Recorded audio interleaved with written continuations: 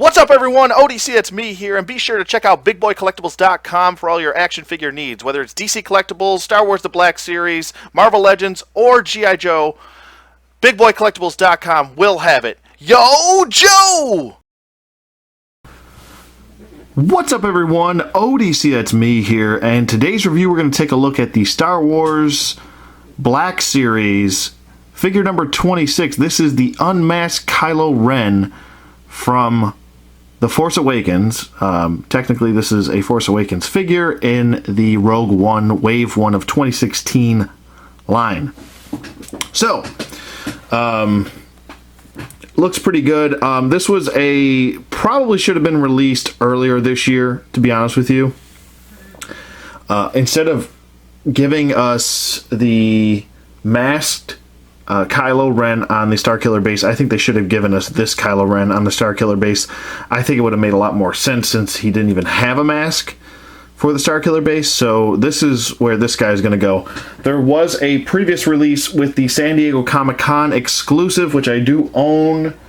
And it came with a figure base and a nice little First Order flag. Also came with the unmasked, or the burnt, charred mask of Darth Vader, and his, I believe did it come with a hilt? I have to look at it.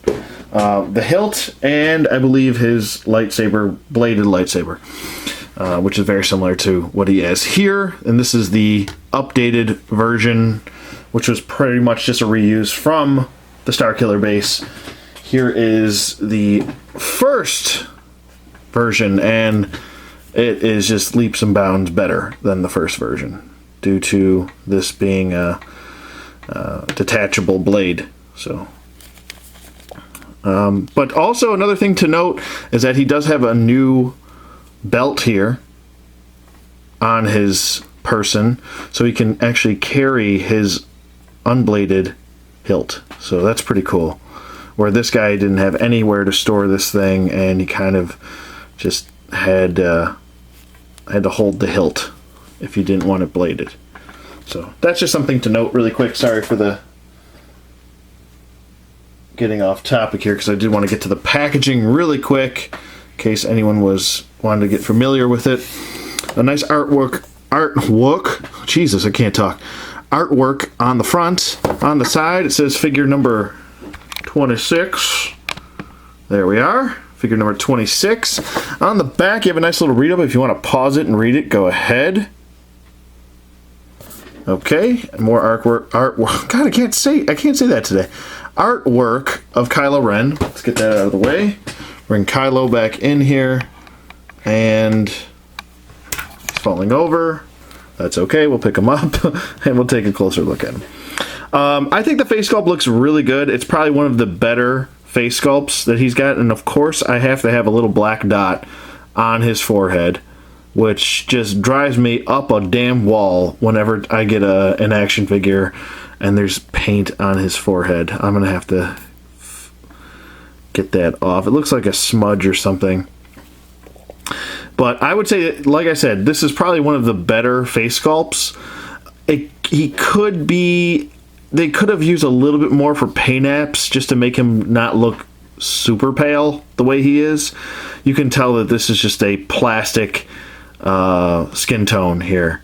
It just gives off that kind of cheap feeling to it.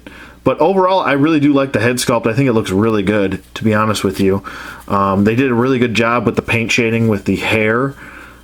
I think that's another highlight to point out.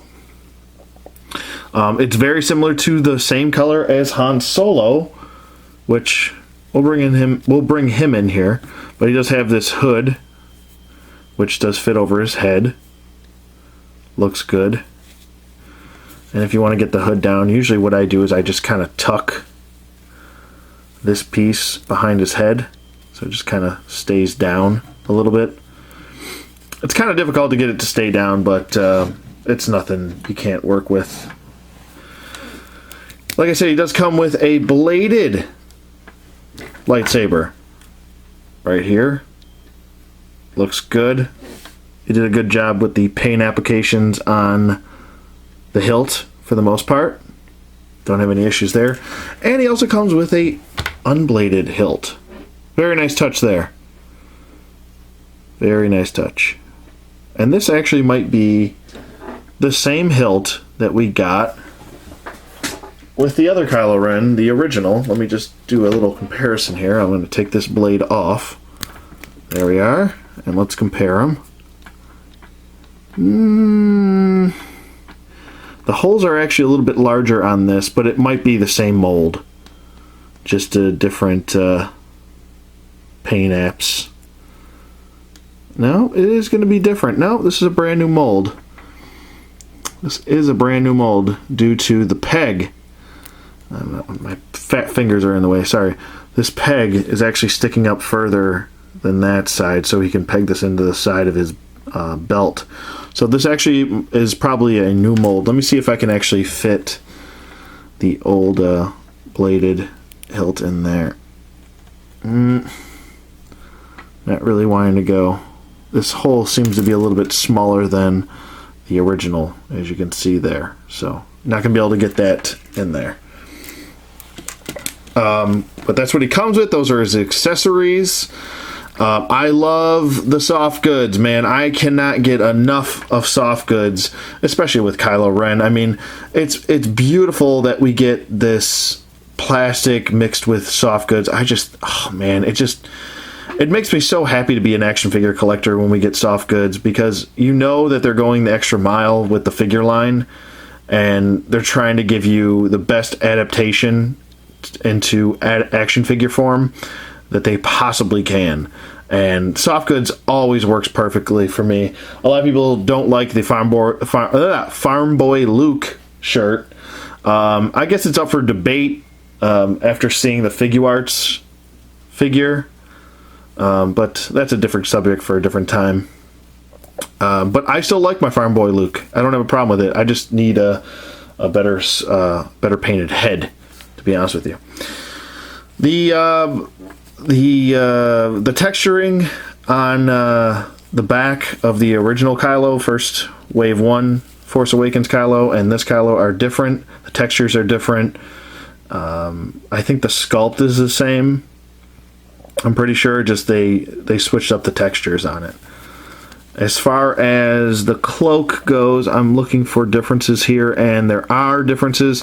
The lines are going this way, back and forth, where these lines are going up and down. So horizontal here and lateral there. So the belts are actually different due to the new sculpting of this peg on his side here. If I can get some damn light in here. Holy cow.